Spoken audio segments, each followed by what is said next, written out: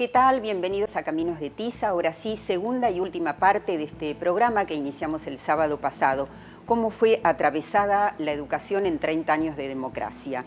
Durante el gobierno menemista vamos a trabajar, pensar, podemos reflexionar acerca de las consecuencias del cambio de estructura del sistema educativo, lo que significó la elaboración, el aporte de los CBC, de los contenidos básicos comunes en todas y cada una de las asignaturas, la Ley Federal de Educación, cómo impactó en la escuela la crisis del 2001 y por último las conquistas más importantes de la década ganada para garantizar el derecho social a la educación. Nosotros al encuentro de nuestro invitado.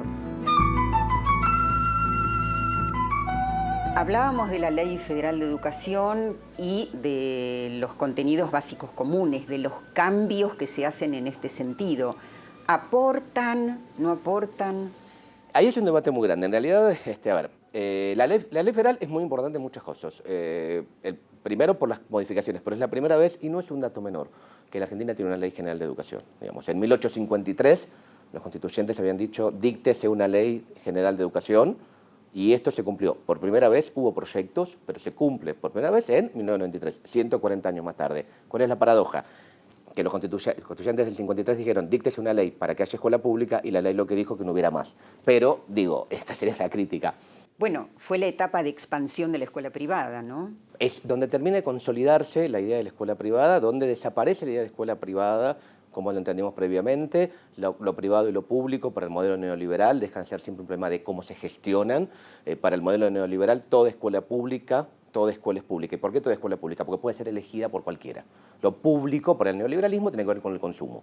Digamos, cualquiera puede elegirla. Digamos, lo público es que nadie está impedido a elegirla. Digamos, es un problema de elecciones de sujetos. Entonces, todas las escuelas son públicas, porque todos pueden ir. Ahora, hay algunas que se gestionan, las gestiona el Estado y otras las gestiona el privado. O sea, es un problema exclusivamente, no es un problema político, no es un problema vinculado a derechos, tiene que ver con un problema exclusivamente organizacional.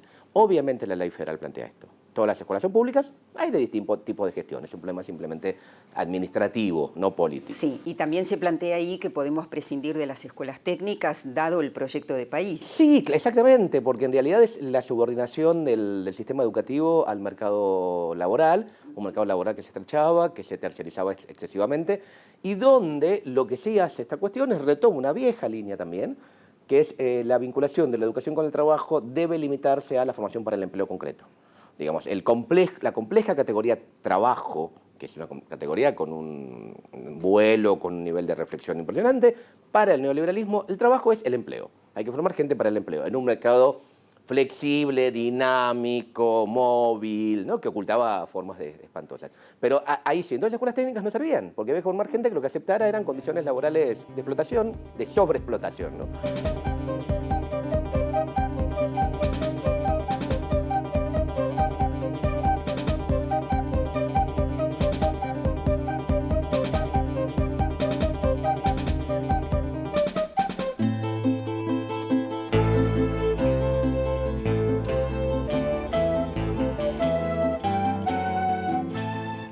Ahora, ¿qué aportaron los contenidos básicos comunes y toda la elaboración que se hizo de las diferentes disciplinas? Eso es interesante, digamos. Los contenidos básicos comunes se basan en una buena cantidad de investigaciones en la década del 80, que lo que planteaban que el gran problema de la escuela era su currículum ausente y no su currículum oculto. En los 70 el gran problema de la escuela era el currículum oculto, era lo que la escuela enseñaba sin decir que enseñaba. En los 80 las investigaciones dicen, no, el problema no es el currículum oculto, es el currículum ausente, el problema es lo que la escuela no enseña, y una buena cantidad de investigaciones demuestran que los contenidos, los saberes que la escuela impartía eran, al menos en términos científicos, obsoletos, viejos, caducos. No se enseñaba la historia del siglo XX, la física que se enseñaba con suerte llegaba a Newton, en literatura no se leía nada que no fuera el canon clásico más clásico de todos los clásicos, etcétera, etcétera. Entonces, hay una idea de que se deben actualizar los contenidos. Actualizar es poner a los contenidos escolares los más cercanos a los científicos. Ahí está muy de moda la teoría de Chevalard, la transposición didáctica, todo, educar era simplemente transponer didácticamente, aplicar Jacques Bell, uno de los más duros críticos de Chevalard, plantea, bueno, digamos, la escuela se volvió en aquellos años un proceso de lubricación de contenidos para que ingresen a las aulas, obviamente en una posición muy crítica a Chevalard, pero bueno, con esto está bueno, entonces hay que hacer contenidos nuevos. Estos van a ser los CBC. Ahora, dentro de los CBC, ¿vos crees que fue un aporte importante incluir formación ética y ciudadana? Porque veníamos de aquella instrucción cívica. Ahí hay un debate fuerte. Por un lado, yo creo que los CBC de los 90 sí fueron eficaces en lo que se propuso, que no es un dato menor, que era efectivamente actualizar los contenidos respecto a los parámetros científicos. Por ejemplo, en lengua y literatura ingresó el estudio de la lengua oral, en historia avanzó sobre el siglo XX, fue efectivo. Ahora, un problema ideológico. Digamos, originariamente el dispositivo de que la voz autorizada la tienen los científicos, y hubo un trabajo muy duro en el ministerio de convocar a los mejores científicos, bla, bla.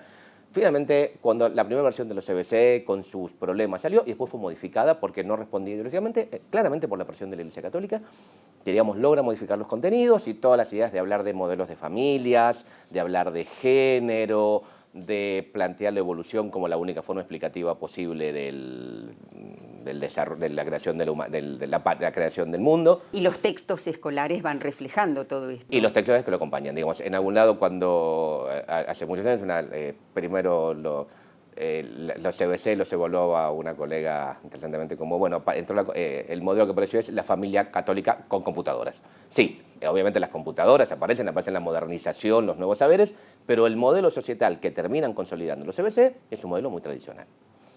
Y ahí aparecen todos los libros de texto que se empiezan a desarrollar. Pensemos también que los libros de texto, ya esto viene del alfonsinismo, digamos, una de las primeras, si no me acuerdo mal, de las primerísimas, creo que ya el 1 de diciembre del 83, o sea, perdón, el 11 de diciembre, recién tomado el poder, es quitar, desarmar la vieja comisión de aprobación de textos escolares del Consejo. Aprobación o prohibición. Prohibición, que tuvo mucho que ver con, obviamente, tirar abajo los horrores que los libros censurados en la dictadura, pero lo que va a redundar es que el Estado después no vuelve a recuperar su lugar de, ¿cómo llamarlo?, habilitador de textos en las escuelas, digamos, y entonces deja todo librado al mercado, digamos.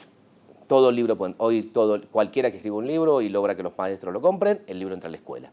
Ha desaparecido las formas de validación, que obviamente tuvo sentido en los 80 porque veníamos del horror de la censura de la dictatorial. Es complicado que el Estado no haya vuelto a establecer, bueno, en el libro de texto, algún grado de aprobación, de legitimidad, de reconocimiento, tiene que tener por parte del Estado. Digamos. Entonces, actualmente está muy librado de las manos del mercado. A ver, recordemos ministros de Educación del 90. Y los 90 tuvieron a Rodríguez, tuvieron a Susana de Cive, y finalmente, ya en la crisis del menemismo, una crisis, termina Solá. Digamos, tengo que hacer memoria, digamos, claro. Pero sí, hay un trabajo muy interesante, la UNIP acaba de publicar un material muy bonito, con un cuadro muy bueno, que un poco recupera esto, que está ahí en las entrevistas, ahí estoy tratando de recordar el material de la UNIP para hacer esta lista. Ellos son los tres grandes ministros, sobre todo Susana de Cive, porque antes de ser ministra Susana de Cive fue la secretaria de Educación, fue la viceministra. Rodríguez va jefe de gabinete, si no me acuerdo mal. Rodríguez, además, recordemos, era ingeniero. Era ingeniero, por supuesto, Susana de Cive era socióloga. Y es la que orquesta todo el dispositivo de esta cuestión, los CBC, la ley federal, las transferencias, que es otro de las políticas centrales, ¿no? Digamos, cuando las escuelas medias, cuando este eslogan del ministerio, que era un ministerio sin escuelas, por las transferencias, que algunos decían, bueno, escuelas sin ministerio, en realidad más que un ministerio sin escuelas, eran escuelas sin ministerio, son los 90. Sin ministerio nacional. Sin ministerio. Porque los ministerios provinciales, por supuesto que algunos sí, digo, es complicado. Se hacían cargo y otros no. Todos se hacían cargo como podían, que algunos hacerse cargo era tener cuadros técnicos y recursos económicos para ocuparse, y otros eran, hay que hacer recortes, que no hay cuadros, no hay ni saberes técnicos ni recursos económicos, entonces, bien. A ver, repasemos los difíciles tiempos de la Alianza. ¿Cómo se reflejaron en educación? Y la Alianza fue la difícil época de la Alianza. Digamos, ¿Ministros? Liach primero y termina Delich. Delich, gracias. Y no hay, por lo menos para mi validación, no hay diferencias con la década de los 90. Tal vez es casi un fenómeno como los 80. Hubo un grado de cierta esperanza, de cierta lógica. Intenciones. Ciertas intenciones, pero más o menos, digo, Liaches, hoy estamos discutiendo la prueba de PISA, que es un tema muy complicado y demás. Quien pone PISA es Liaches. Digamos, paradójicamente, si ustedes quieren, la nueva forma, recién yo estaba hablando del Banco Mundial. Hoy, el lugar que el Banco Mundial a nivel educativo tuvo en los 80, hoy lo ocupa la OCDE con PISA. Sí. Digamos, hoy puede ver que las formas en las cuales los poderes centrales controlan o buscan controlar las políticas educativas de los países es mediante este supuesto dispositivo de evaluación de la calidad que hoy estamos debatiendo y que yo, supuestamente experto en estos temas, no termino de entender qué quiere decir que subimos o bajamos en el ranking, o qué quiere decir que estamos arriba de Turquía o abajo de esta. No termino de entender. ¿Qué nos aporta? ¿Qué quiere decir? Y sí, claro. O sea, ¿cuál es la información? No me queda claro si estoy mirando ya el fixture del Mundial Brasil o una cuestión educativa. No termino de entender. Y el tema y cuando entiendo lo que entiendo me molesta mucho. La Alianza triunfa en las elecciones nacionales y el 24 de octubre de 1999, Fernando de la Rúa es elegido presidente. Desde el comienzo de su mandato, de la Rúa se muestra incapaz de solucionar el complejo cuadro de situación que le tocó heredar. Claro, la crisis de la Alianza, el 2001, las escuelas convirtiéndose prácticamente solo en comedores. En comedores de lo que se puede dar de comer.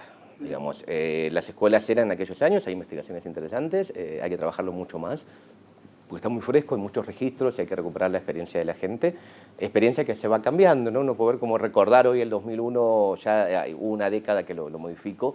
Hay un trabajo muy lindo de SUTEBA del 2002, se llama Caminar rompiendo esquemas, donde ellos recuperan 4 experiencias concretas de maestros trabajando en el conurbano, haciendo cosas distintas en sectores muy empobrecidos.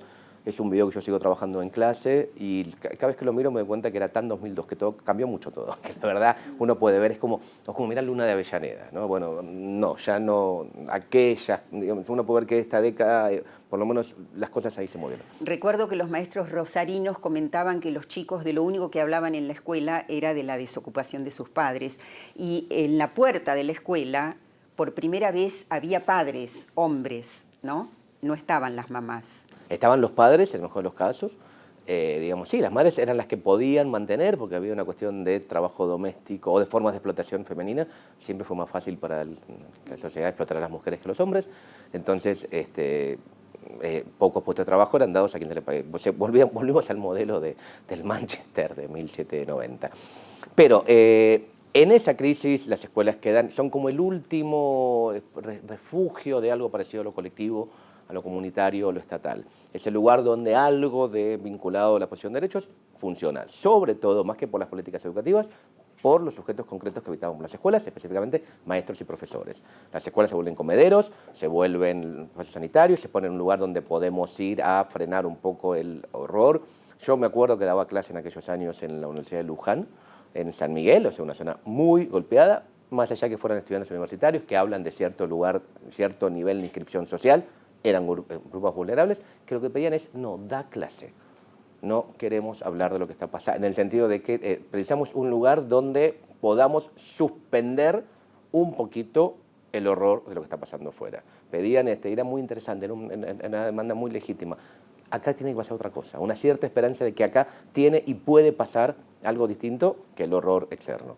Eso fueron en el 2001, 2002, 2003, ¿no? Postales de la crisis del 2001, los roles en la familia que se invierten, los padres varones, esta vez más en sus casas, sin trabajo, con más presencia en las escuelas. Postales de la crisis del 2001, las escuelas técnicas desdibujadas en un país sin proyecto de desarrollo industrial. Para la libertad.